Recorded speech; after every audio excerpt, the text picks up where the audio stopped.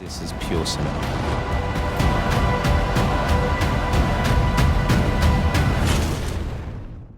The Odyssey was arguably one of the most anticipated releases of 2026, and those of you who have already seen it will agree that Nolan's take on Homer's epic has lived up to our expectations.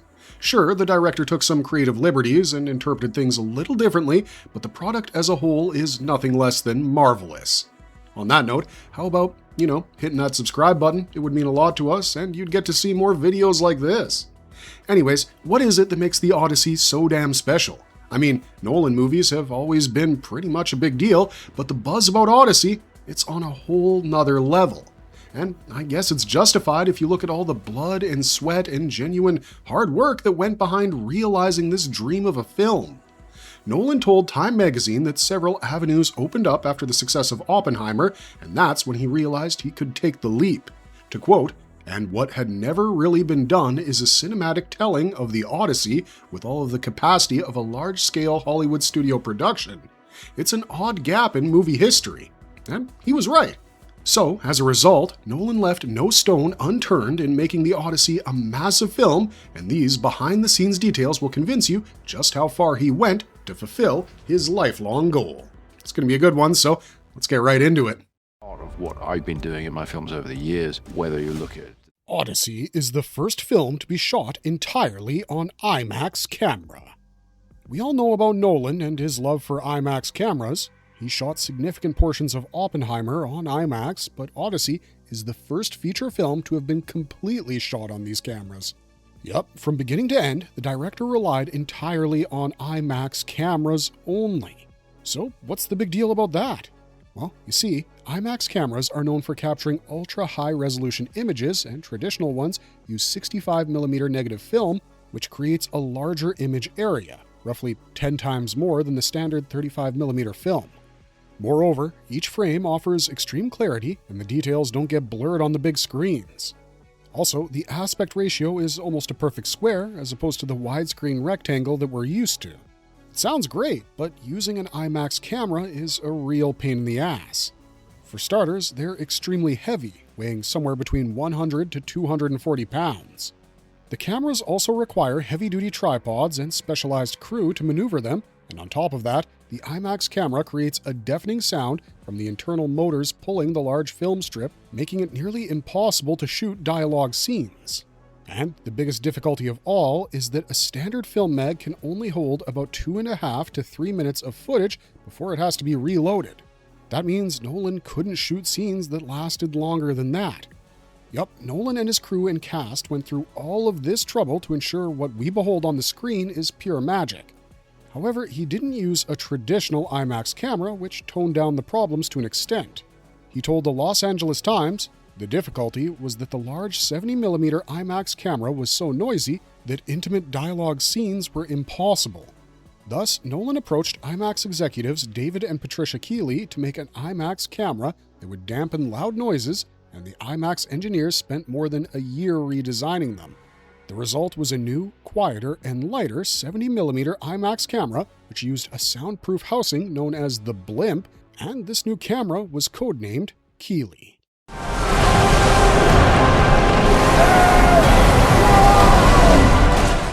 The cast and crew had to invent ways to bypass the Blimp. The Blimp helped to reduce the sound of the camera to a somewhat gentle purr, but still, these cameras were huge. Thus, the Blimp made to encase them had to be equally large, which blocked actors from being able to see one another during dialogue scenes. The crew had to do something, so they created a mirror system to help actors maintain natural eye lines during the shoot. Basically, in this method, each performer looked into carefully placed mirrors rather than directly looking at the other actor. The mirrors reflected their scene partner around the Blimp, creating the illusion that both of them were making direct eye contact while the bulky camera remained between them. In an interview with CBS News, Matt Damon said, "The housing was a blimp about the size of a coffin that weighed, I think, over 300 pounds when it was all put together. They had to build special steel plating on the dollies to hold it. So there were mirrors that were put up so that we could shoot this scene. You could stand next to the IMAX camera, and you'd be looking at a mirror, which would reflect back to the camera, and my eye line would be close to the lens, and it worked beautifully." Who doesn't understand pain? of blood. The gods told you. Matt Damon's stunt double was a woman. We were blown away when we saw this bit of news circulating on social media, but it turns out it was actually true. Canadian stunt performer, dancer, actor, and motion capture artist Devin Dalton, who's under 5 feet, was Matt's stunt double in the scene where Odysseus and his men were fighting the giant Laestrygonians. In fact, for the Laestrygonians, Nolan used stunt performers who were over 7 feet tall. Dalton has performed in various major projects like Percy Jackson and the Olympians, The Last of Us, Thunderbolts, and others. She's a 34-year-old artist from Vancouver, British Columbia, and her height of 4 foot 6 inches allowed the filmmaker to rely on forced perspective instead of CGI in order to make the towering warriors appear even larger. Matt gave her a shout-out on the Happy, Sad, Confused podcast and said that Dalton had the greatest arms he'd ever seen. Dalton, too, shared her experience of working on the Odyssey and said in an interview with Yahoo's Taryn Ryder, "I'm 4 foot 6, and somehow I landed one of the biggest jobs of my career, doubling Matt Damon in the Odyssey. It didn't happen overnight. It was years of training, persistence, and proving that strength doesn't come in just one size." She also mentioned, "I remember thinking I want to show up and impress Matt Damon with my arms. Hearing him compliment them months later was surreal." The Cyclops was a 60-foot-tall puppet. Nolan's determination to rely on CGI as little as possible is unbelievable. The man is ready to do anything to keep practical effects alive. Now, Nolan has repeatedly clarified that he doesn't hate CGI and that it's a very powerful tool, but then again, in his words, however sophisticated your computer-generated imagery is, if it's been created from no physical elements and you haven't shot anything, it's going to feel like animation. The problem for me is if you don't shoot something with the camera on which to base the shot, the visual effect is going to stick out. I prefer films that feel more like real life, so any CGI has to be very carefully handled to fit into that. To that end, Nolan went so far as to create a 60-foot-tall puppet to make the Cyclops come to life. He said in an interview, "We knew we were going to need every trick in the book, from animatronics to puppetry to computer graphics. But I knew I needed a performer. He doesn't treat the Cyclops as just a monster." Nolan didn't want to make the Cyclops look cartoony, but present it as a real threat. He continued, "The Cyclops, for me, was the same creative challenge as looking at the Batmobile in Batman Begins. How can we take something that seems so fantastic and make you believe in it?" Finally, he brought in the Tony-winning theatrical clown and actor Bill Irwin, who stayed in prosthetics and full-body makeup for Polyphemus the Cyclops, and Matt Damon said, "Bill was doing voices and noises and was with us the entire time." Irwin and Nolan's relationship goes back to Interstellar, where the skilled physical performer helped Nolan to develop the movements of the TARS and Case robots. He even did the puppetry during the film and voiced TARS. As for Polyphemus, Nolan ultimately used a combination of Irwin's physical performance, which was filmed from below to create the impression of enormity, and used his voice along with a 60-foot version of Polyphemus. The puppet helped actors to maintain an eye line, and finally, through VFX, Irwin's live performance stole the show. The set of Troy was a huge deal. Believe it or not, the set Nolan and his team made for Troy covered more than 110,000 square feet, and it was so large that it could easily hold 2,000 extras. The set included over 60 structures, including a huge temple to Athena, working city gates, hand-built stone staircases, and no less than 15 fully grown olive trees. Nolan made sure to do all of this to bring Troy to life, and his team thus built the set around the historic village of Ait Ben Haddou in Morocco. That's right, he didn't want to construct Troy on a backlot in Hollywood because he wanted it to have a Bronze Age appearance, and told Time magazine, "I became more interested in the idea that to people in that period, evidence of gods was everywhere." In Bronze Age Greece, thunder, rain, and the sun rising didn't have scientific explanations, they represented the will of the immortals. The village's terraced layout and ancient architecture worked as the base to incorporate new structures, and the UNESCO World Heritage Site was transformed into the New York City of the ancient world, according to production designer Ruth de Jong. The production created an interconnected city with functioning streets, courtyards, and towers, which allowed actors and thousands of extras to move naturally. De Jong explained that both she and Nolan believe in the ethos of practically building an entire set instead of depending on blue or green screens. She also said, "My aim was to design worlds that weren't just brutal and beautiful, but combined myth and reality while keeping it all as though it was simply unearthed." And that's exactly why Troy felt like a living, breathing civilization, and, in Nolan's words, he believed in creating a world that feels as real as a contemporary movie set anywhere in our modern world. Nolan took IMAX filming to a new level. Christopher Nolan shot more than 2.1 million feet of film to shoot the Odyssey, and according to production, that's enough film to stretch longer than the distance between Toronto and New York City. That sounds crazy, but Matt Damon told us this is what separates Nolan from other directors. To quote him directly, "I think what separates him from other directors is the stories he wants to tell are incredibly ambitious, and the way he wants to tell them is incredibly ambitious. In this case, he wanted to do it 100% in IMAX, which had never been done before." Matt also said that there were two pieces of negative, and that had to be put together to make it look flawless and uncut. There were thousands of cuts in the film, and it was done this way by hand. Nolan also added why he chose IMAX and such a lengthy film, and told CBS News it's a massive negative, which, when correctly exposed, correctly printed, and, projected onto a huge screen, there's an image quality there that you can't get anywhere else. Incredible sharpness, very little visible grain. The castle that almost couldn't be filmed. Nolan chose a real castle to depict Odysseus' homeland, Ithaca. I mean, that's kind of basic though, right? Directors shooting at real-life locations rather than just building massive sets, that happens all the time. But the fun fact here is that the castle in question, known as Santa Caterina, on the Italian island of Favignana, was absolutely not suitable for filming. The path on which the cast and crew had to trek up to arrive at the building was in a zigzag pattern up the hillside, and it took 45 minutes to reach the summit. In fact, it wasn't even wide enough for all the people and equipment to fit, and widening it wasn't an option, so the crew initially decided to build a road in the back. However, according to Nolan, we would have used 4x4s to get the whole crew up, and then fairly late in the process, it started to become apparent that this road was never going to materialize. But hey, this is Christopher Nolan we're talking about. He can make things happen no matter what, and he decided that everyone who could walk up would, and the rest would be brought in by helicopters, which would also carry the equipment.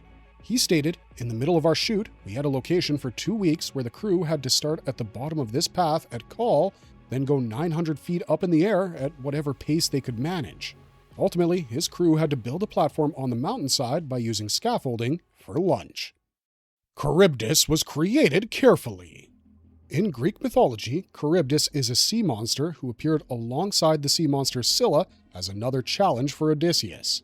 If you Google the monster, you'll see images like these. Now, as you can imagine, creating this creature for the movie wasn't an easy feat, and Nolan, being Nolan, wanted to avoid using special effects as much as possible when he already went through the pain of using practical effects for so many other aspects. So the filmmaker used jet skis to generate a real whirlpool in the ocean, and visual effects artists then built the mythical monster Charybdis on top of that real water movement. In fact, when we saw Scylla plucking men from the boat, Nolan made sure to rig it with 6 ratchets, which allowed stunt performers up into the air to mimic her 6 heads attacking simultaneously. The sound of Odysseus. While Nolan made sure the Odyssey was a visual spectacle, Ludwig Göransson deserves credit for making a background score that accentuated the movie's feel. Nolan wanted to tap into the Bronze Age theme so deeply that he told Ludwig to not use a conventional orchestra score. Ludwig told Time magazine, "It's not like the orchestra existed back then. It was a challenge and also an opening to try to make something unique." So he had to create something that felt both ancient and unfamiliar, and according to a 2026 Vanity Fair interview, Nolan wanted to immerse the audience in a soundscape that would be both recognizable, but unlike anything they had heard in previous historical epics. To ensure that, Ludwig had to recreate Bronze Age instruments, used 35 bronze gongs of different sizes, and worked with the aulos, which is an ancient double reed wind instrument. He also used Greek lyres and studied their unique timbres to create the film's musical identity. Moreover, to deepen the Bronze Age vibe, Ludwig struck metallic objects of various sizes and shapes to create an earthy, raw track. He used some vocals as well, according to him, to add some of the more emotional pacing of the score. Christopher Nolan's The Odyssey reinvented the Trojan horse. The Trojan horse is almost an epic in itself, and Nolan had to recreate it as authentically as possible. He figured that using a traditional giant wooden horse on wheels would be difficult, and obviously the New Age audiences wouldn't buy it either, so he reimagined the ever-famous depiction and decided to portray the horse as half buried in the sand on the Atlantic coast. He gave us a view of the glorious horse, which changed the fate of Troy, as something which had been battered by the sea and was now lying on the verge of being swept into the tide.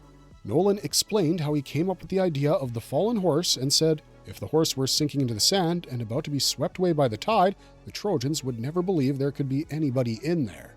They'd be rescuing this thing from the waves and dragging it into the city as a prize. It wouldn't be on wheels like a roller skate. The task then fell to Ruth de Jong to materialize Nolan's vision into a practical set piece, and the result was spectacular. We got a 35-foot-tall horse with a hand-carved wooden head and legs attached to a steel shiplap which weighed between 8,000 and 9,000 pounds. These objects then had to be physically dragged across the beaches of Morocco by hundreds of performers. De Jong explained that neither of us were interested in the sort of rudimentary version that you see in Troy and other representations of it in art. She said that their design had a less naive and really large, ominous presence. But hold on, creating the sequence was yet another obstacle because keeping the horse standing while it was also being hauled through deep sand was nearly impossible. Ultimately, it took around 250 actors and stunt performers to pull the huge thing across the beach, and the prop had to be repeatedly repaired during filming. Another interesting thing was that Matt Damon was completely enclosed inside the Trojan horse. He said in an interview with Kevin McCarthy, at the end of the day, it was like cramming into a horse with all these guys and with Chris and with Hoyt, who was operating the camera, and you're closed in, and they shut the door of the horse. They seal us in, and we just start getting all the shots that we need. Anne Hathaway actually learned weaving for the Odyssey. Odysseus' wife, Penelope, wasn't exactly a woman with no agency. For whatever it's worth, she had some serious brains. In the film, the character is being portrayed by none other than Anne Hathaway. When Anne got the role, she decided to portray Penelope as convincingly as possible, especially when she sat at the loom. She said in an interview with Empire, "There's a way to think about her that she's just kind of passively, quietly waiting, but I didn't see her like that. I saw as this incredible, active, ride-or-die partner. I wanted her to have a sense of danger to her. You see, the story goes that Penelope tricked her suitors, who basically wanted to marry her and rule Ithaca in Odysseus' absence, by saying that she would marry someone only after she finished weaving a burial shroud for her aging father-in-law, Laertes. However, while she would work on the large loom during the day, every night, Penelope would secretly undo the stitches so the process became never-ending. This was an integral part of Penelope and Odysseus' relationship and her belief that her husband would eventually return. Anne didn't want to take any risk in depicting this, so she trained with a weaving instructor before filming and first practiced on a makeshift loom before moving on to a full-sized one built for the set. She realized it required a lot of patience and was actually a very calming process, and she said that there's something so rhythmic about it. By the time the cameras rolled, Anne had become quite skilled and joked about her imperfections, saying, "Well, I guess she does unpick it every night, so it doesn't have to be perfect." There's a reason she's a legend in the business. John Leguizamo was nearly blind while playing Eumaeus. Eumaeus was an extremely loyal servant of Odysseus, and the Colombian-American actor, stand-up comedian, and film producer John Leguizamo is taking on the role. Nolan envisioned Eumaeus as a visually impaired man, and to ensure that his performance looked authentic, he and his team fitted custom-painted cataract contact lenses on the actor, which restricted his eyesight. While talking about the transformation, Leguizamo explained, "My guy Eumaeus is sight-impaired, so they gave me contacts that were opaque so I couldn't actually see." He added, "I have a friend who's legally blind, and I studied her, and that's what I incorporated into this character to help me be as real as possible." But it got worse. Leguizamo remained visually impaired throughout the shooting day, which made him seek assistance for even the simplest of tasks.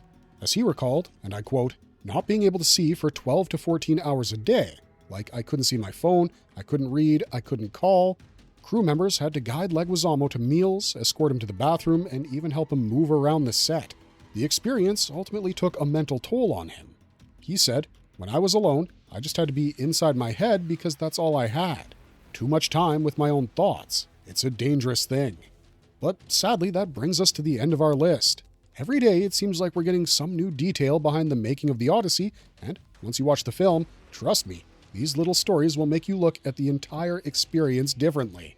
Let us know your thoughts in the comment section down below, and if you enjoyed this video, don't forget to like and subscribe because that's the best way to get more videos like it in your timeline.